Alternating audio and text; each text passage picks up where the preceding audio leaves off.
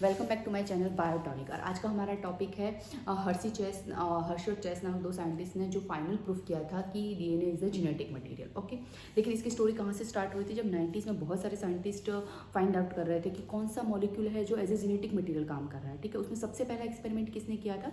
Griffith ने 1928 में किया था। उसने क्या एक्सपेरिमेंट किया था? ट्रांसफॉर्मिंग का एक्सपेरिमेंट बताया था कि कुछ तो है जो S10 टू R10 ट्रांसफर हो रहा है। ठीक है, उसके बाद ओसवाल्ड ओवेरी, मैकलियोन का मैककार्टी, इन सब साइंटिस्ट ने 1933 से 1944 तक एक्सपेरिमेंट किए। ठीक है, उन्होंने बायो केमिकल कैरेक्टराइजेशन करके बताया था कि हाँ, DNA is a genetic material, DNA ही है जेनेटिक मटेरियल, एज जो एक्ट होता है एज ए जेनेटिक मटेरियल। ठीक है, लेकिन काफ़ी सारे साइंटिस्ट और बायोलॉजिस्ट ऐसे थे जो उस एक्सपेरिमेंट को मानने के लिए रेडी ही नहीं हो रहे थे। ठीक है, तो क्या हुआ उसके बाद तीसरा एक्सपेरिमेंट, उसके बाद कुछ और साइंटिस्ट आए थे जैसे हर्सी एंड मार्था चेस। उन्होंने 1952 में जो एक्सपेरिमेंट किया था, उन्होंने फिर फाइनल प्रूफ के लिए एक्सपेरिमेंट किया कि हाँ भाई डीएनए ही जेनेटिक मटेरियल है। ठीक है, तो उन्होंने क्या देखा? उन्होंने देखा कि जो वायरसेस होते हैं वो बैक्टीरिया को इन्फेक्शन करते हैं। ठीक है, वायरस है वो बैक्टीरिया को इन्फेक्ट कर रहा है। ठीक है, मतलब कुछ चीज़ है वायरस जो बैक्टीरिया को दे रहा है, जिसकी वजह से बैक्टीरिया इन्फेक्शन हो रहा है। ठीक है, बैक्टीरिया अगर जब वायरस बैक्टीरिया को इन्फेक्ट करता है तो उसको बोलते हैं बैक्टीरियोफेजिस। ठीक है, phages is the virus is bacterio is equal to bacteria. ठीक है ना, तो उसको बोलते हैं बैक्टीरियोफेजिस। तो उन्होंने देखा कि वायरस कुछ है जो अपना जेनेटिक मटीरियल जो भी है, मतलब अभी उनको वो नहीं बोल रहे डीएनए है, वो बोले वो प्रोटीन भी हो सकता है, बट कुछ जेनेटिक मटीरियल है जो वायरस टू बैक्टीरिया में ट्रांसफर हो रहा है। ठीक है, तो उन्होंने क्या, अब ये कैसे पता लगाया जाए कि कौन सा मॉलिक्यूल्स है जो एज ए जेनेटिक मटेरियल काम कर रहा है? तो उन्होंने एक्सपेरिमेंट किया। उन्होंने कहा क्यों ना हम इसके अंदर के प्रोटीन और डीएनए को ही मार्क कर दें। ठीक है, उस चीज़ को हम मार्क कर दें। अब मार्क करके क्या करेंगे, हम देख लेंगे कि जैसे जैसे वो एक वायरस से बैक्टीरिया में जाएगा तो उसके ऊपर फ्लैग होगा।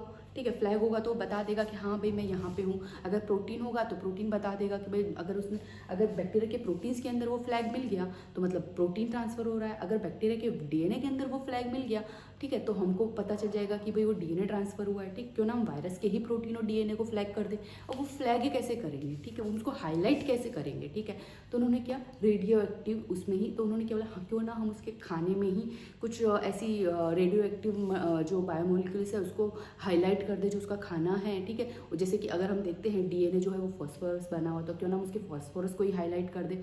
ठीक है, क्योंकि डीएनए किसका बना था? डीएनए जो फॉस्फोडाइस्टर बॉन्ड होता है उसके फॉस्फोरस होता है 5 प्राइम पे। ठीक है, क्यों ना हम उस फॉस्फोरस को ही हाईलाइट कर दे। अगर वो फॉस्फोरस ट्रांसफर हो रहा है तो मतलब बैक्टीरिया के फॉस्फोरस में भी डीएनए में हमको वो हाईलाइट देखने को मिलेगा। फिर दूसरा चीज़ प्रोटीन हो सकता है, तो क्यों ना हम प्रोटीन के सल्फर को ही हाईलाइट कर दे। अगर वो प्रोटीन ट्रांसफर होगा तो बैक्टीरिया के प्रोटीन में भी हमको वो देखने को मिलेगा। ठीक है, तो उन्होंने एक्सपेरिमेंट किया। ठीक है, चलो हम देखते हैं पूरा एक्सपेरिमेंट उन्होंने कैसे किया था, बैक्टीरियोफेजिस के हेल्प से उन्होंने कैसे फाइंड आउट किया। ओके,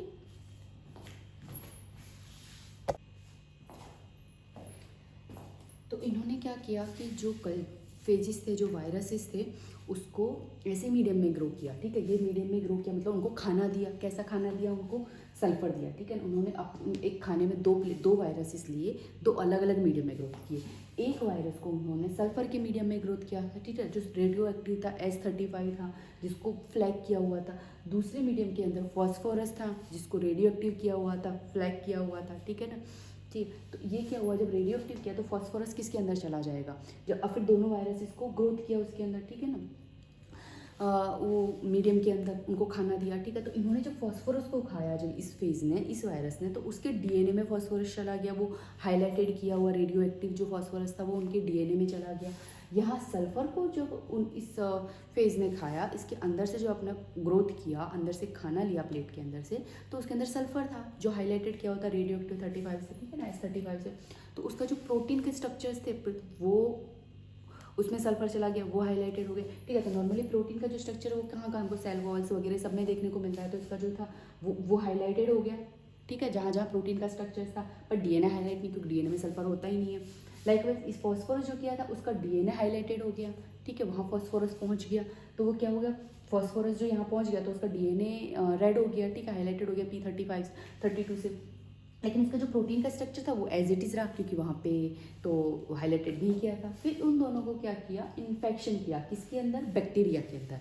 पहला स्टेप क्या किया था उन्होंने? इन्फेक्शन किया। वो जो हाईलाइटेड जिनके अंदर अब हमको हमारे पास दो फेज आ गए, दो वायरस आ गए, एक का सल्फर, एक का प्रोटीन हाईलाइट किया हुआ है, एक का डीएनए हाईलाइट किया हुआ है, ठीक है, दोनों आ गए। अब उन दोनों को बैक्टीरिया के अंदर इन्फेक्शन कर दिया है, ठीक है, बैक्टीरिया के अंदर इन्फेक्शन किया है तो क्या किया, इन्फेक्शन करने के बाद उसने अपना जो भी जेनेटिक मटीरियल था वो अंदर डाल दिया, ठीक है, बैक्टीरिया के अंदर डाल दिया, दोनों के अंदर, ठीक है, फिर उनको ब्लेंड कर दिया अच्छे से, ठीक है, फिर उसको किया सेंट्रीफ्यूज, उसको क्या किया, ब्लेंड मतलब मिला दिया, उसके बाद किया उसको सेंट्रीफ्यूज। सेंट्रीफ्यूज क्या होता है कि एक प्रोसेस होता है, एक मशीन होती है सेंट्रीफ्यूगेशन, जिसके अंदर हाई स्पीड के अंदर उसको गोल गोल घुमाया जाता है और उसके डेंसिटी के अकॉर्डिंग वो अलग अलग लेयर्स में मतलब अलग अलग सेपरेट हो जाते हैं। सेंट्रीफ्यूजल इज द प्रोसेस, कुछ नहीं है, मोलिक्यूल्स, बायोमोलिक्यूल, बहुत छोटे छोटे मोलिक्यूल को सेपरेट करने की एक प्रोसेस है, ठीक है। तो उन्होंने उनको सेपरेट किया क्योंकि उनको देखना था कि डीएनए, प्रोटीन सबको सेपरेट किया, जिससे पता चले भाई किसके अंदर फाइनली हमारा पहुंचा है, कौन से वाले पार्ट के बैक्टीरिया के कौन से पार्ट के अंदर क्या आया है, प्रोटीन आया है या फिर डीएनए आया है। तो सेंट्रीफ्यूज के अंदर क्या था, ये सेंट्रीफ्यूज होता है, ठीक है, ये सेंट्रीफ्यूज था ट्यूब के अंदर, जिसके अंदर सब कुछ डाल दिया था उन्होंने, ठीक है, दो सेंट्रीफ्यूज लिए थे उन्होंने, दो सेंट्रीफ्यूज किया था, दोनों एक्सपेरिमेंट के लिए अलग अलग यूज़ किया था, ठीक। तो एक के अंदर क्या था उन्होंने, ये सेंट्रीफ्यूज की ट्यूब होती है जिसको अंदर डाल के ऐसे हाई स्पीड पे गोल गोल घुमाया जाता है, ठीक है। तो उसके अंदर दो लेयर हमारे पास आए, दो लेयर आती हैं, ठीक है, एक जिसकी हाई डेंसिटी होती है वो नीचे बैठ जाती है पैलेट्स में, और जो लो डेंसिटी वो ऊपर आ जाते हैं, ठीक है ना। तो इसमें क्या हुआ, जो ऊपर आते हैं वो बैक्टीरियोफेजिस थे, जो ऊपर थे वो बैक्टीरियोफेजिस थे, मतलब जिसके अंदर बैक्टीरिया ने इन्फेक्शन किया हुआ था। नीचे जो थे वो वायरस थे, क्योंकि वायरस भी तो अंदर होंगे ना भाई, वायरस इसलिए तो आएंगे, जिस वायरस से इन्फेक्ट किया था उसको भी तो अलग करना पड़ेगा ना उसके अंदर से। तो जब उन्होंने इस सेंट्रीफ्यूज में दो है, ऊपर जो थे बैक्टीरिया थे, नीचे वायरस थे, तो यहाँ पे बैक्टीरिया, यहाँ पे वायरस, यहाँ पे बैक्टीरिया, यहाँ पे वायरस, ओके।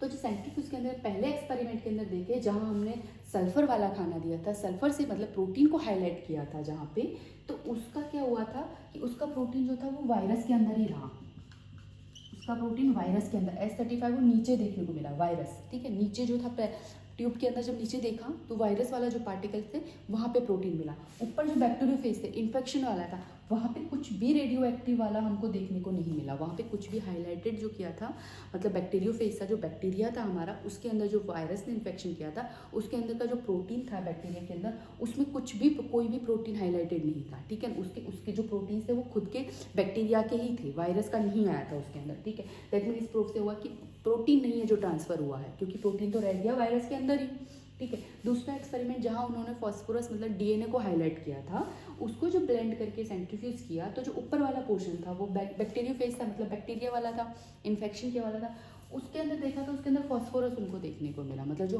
डीएनए हाईलाइट किया था वो डीएनए उनको ऊपर देखने को मिल गया, ठीक है ना, बैक्टीरिया के अंदर देखने को।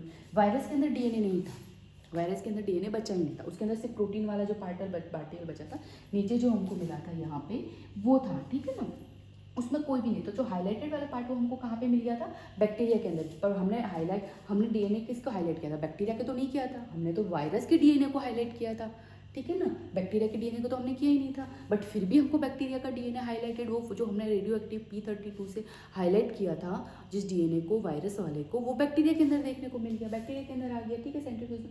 That mean DNA is the genetic material, DNA था जो वायरस से बैक्टीरिया में ट्रांसफर हो रहा था, ठीक है ना, क्योंकि प्रोटीन तो नहीं था, प्रोटीन तो हमको बैक्टीरिया के अंदर देखने को ही नहीं मिला, वो तो वायरस के अंदर ही रह गया, ठीक है। जैसे हमने वायरस को इन्फेक्ट किया था, वायरस को जब हमने हाईलाइट किया था प्रोटीन को, तो प्रोटीन वो हाईलाइट वाला बैक्टीरिया के अंदर गया ही नहीं, ठीक है ना, गया कौन सा था, डीएनए गया उसके अंदर। तो फाइनली जो हर्सी और चेस ने 1952 में जो एक्सपेरिमेंट किया था, उससे फाइनली प्रूफ हो गया था कि that is DNA is the genetic material जो एज ए ट्रांसफ़र होता है one gene to second gene, ठीक है ना। ये बहुत बड़ा एक्सपेरिमेंट था जिसने बताया कि DNA is a genetic material, RNA protein से कुछ नहीं होता, वो कोई ट्रांसफ़र नहीं करता, वो एक ही ऑर्गेनिज्म टू ऑर्गेनिज्म में रहता है। अगर डीएनए नहीं होता तो वायरस ट्रांसफ़र नहीं कर पाता, तो DNA is the genetic material, okay. तो please like, share and subscribe my channel, thank you so much.